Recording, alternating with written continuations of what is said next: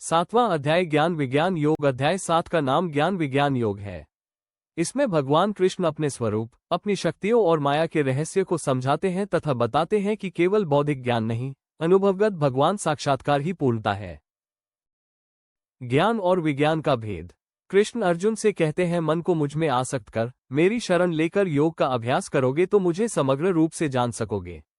ज्ञान जनान से परमात्मा के बारे में तात्विक समझ होती है और विज्ञान से उसी सत्य का प्रत्यक्ष अनुभव होता है।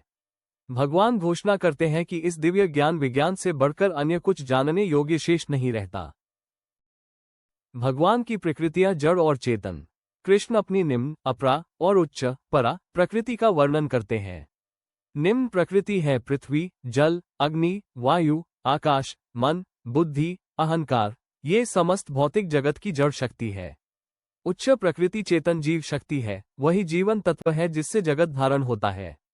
दोनों मिलकर संपूर्ण सृष्टि की ऊर्जा व्यवस्था है और इन दोनों का मूल बीज स्वयं भगवान है।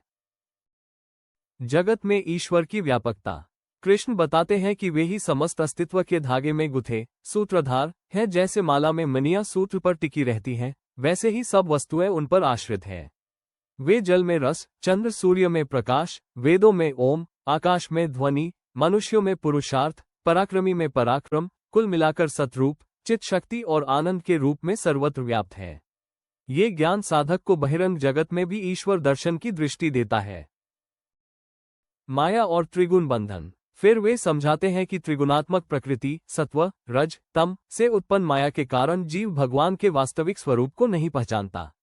यह माया उनकी दिव्य शक्ति है जिसे पार करना अत्यंत कठिन है, पर जो उनकी शरण में आता है वही इसे लांघ पाता है। जो अधर्म, दुराचरण और असुरभाव में लिप्त हैं, वे इस माया से धंध कर भगवान की शरण ग्रहण ही नहीं कर पाते। 4 प्रकार के भक्त। कृष्ण 4 प्रकार के भक्तों का वर्णन करते हैं। आर्तन, संकटग्रस्त, अर्थार्थी, धन लाभ चाहने वाले, जिज्ञासु, सत्य के जिज्ञासु, ज्ञानी, तत्वदर्शी, ये सभी भगवान तक आते हैं, पर उनमें से ज्ञानी सबसे अधिक प्रिय है क्योंकि वह केवल भगवान को ही लक्ष्य मानता है, न कि किसी लौकिक फल को। वह ईश्वर को सर्वमयी रूप से अनुभव करता है। ऐसा भक्त दुर्लभ है और अनेक जन्मों की साधना के बाद ही ऐसा समर्पित ज्ञान उत्पन्न होता है। रूप से जान सदेवताओं की उपासना और परमेश्वर। कृष्ण बताते हैं कि विभिन्न इच्छाओं से प्रेरित होकर लोग अनेक देवताओं की उपासना करते हैं। वे भी उनकी ही शक्ति से प्रेरित होकर उन देवताओं की शरण लेते हैं और सीमित फल पाते हैं।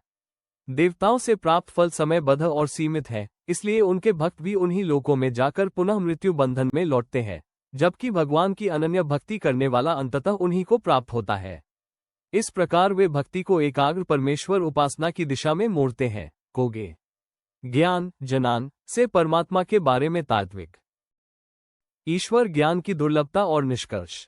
अध्याय के अंत में कृष्ण कहते हैं कि मनुष्यों में बहुत कम लोग वास्तविक मुक्ति मार्ग की खोज करते हैं और उनमें से भी अल्प ही हैं जो सचमुच भगवान को तत्वतः जान पाते हैं।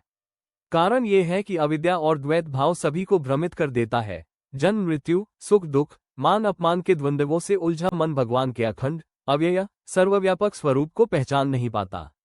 जो भक्त ज्ञान, विज्ञान, भक्ति और समर्पण का समन्वय करके माया के पार पहुंचता है, वही अध्याय 7 के आदर्श साधक के रूप में वर्णित है।